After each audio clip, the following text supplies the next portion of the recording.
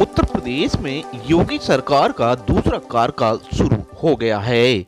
दूसरे कार्यकाल में यूपी के कारागार एवं होमगार्ड मंत्री का जिम्मा तेज तर्रार नेता व अपनी सादगी के लिए प्रसिद्ध धर्मवीर प्रजापति को दिया गया है।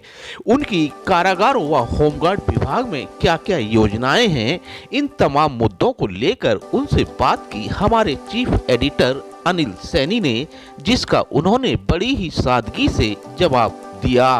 आप भी सुनिए उनसे किया हुआ इंटरव्यू। उत्तर प्रदेश में योगी सरकार का दूसरा सीजन शुरू हो गया है।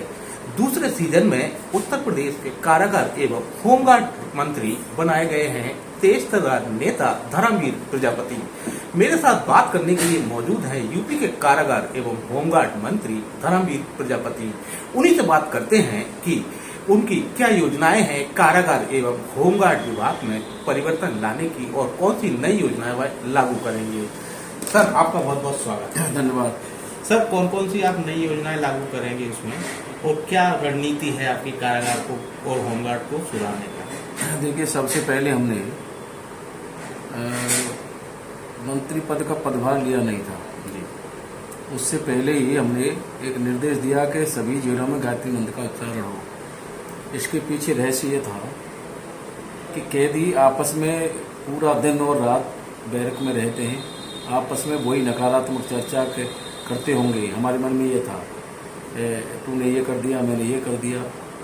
तो गायत्री मंत्र का उच्चारण जब होगा तो मन में उनको जब याद आ जाएगा तो फालतू समय में वो उच्चारण भी करते रहेंगे, तो जो विकृति मानसिकता की चर्चा करते हैं उससे वो बचेंगे, तो मनोदशा में प्रभाव आएगा। दूसरा हमने काम किया कि अर्थदंड में कितने कैदी ऐसे हैं जो बंद हैं। 136 लोग मिले, जो कोई 5,000 में, कोई 4,000 में, कोई 6,000 में, कोई 8,000। एक बंदी था मात्र 10,000 में, और वो 5-5, 6-6 साल से सजा काट रहे थे। आप अंदाजा करिए कितने गरीब लोग होंगे। समाज सेवी के माध्यम से उनका 10 लाख रुपया जुर्माना जमा करके और वो बेचारे अपने घर चले गए। दूसरा काम ये। तीसरा, हमारे मैंने जब कारागार में देखा महिलाओं के साथ बच्चे थे, तो मन में आया कि ये बच्चे बेचारे, इनकी क्या दोष है, ये माँ के साथ जेल में है। तो फिर निर्देश दिया कि उनकी बच्चों की पढ़ाई लिखाई की व्यवस्था अलग हो।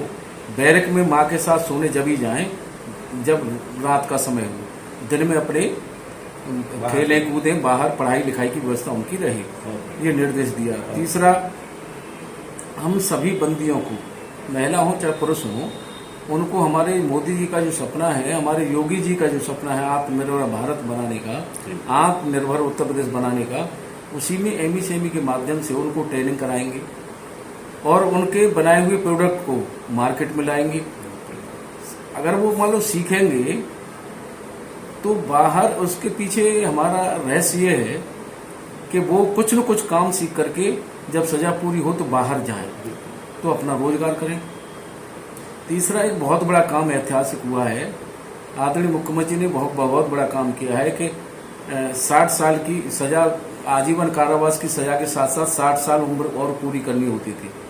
जैसे कोई कैदी 15 साल की उम्र में कारावास हो गया आजीवन, तो 16 साल उसे पूरी करनी है तो 31 हो गई। फिर उसे 60 साल की उम्र की और पूरी इंतजार करना होता था, तब वो छूटते थे, नियमावली में था।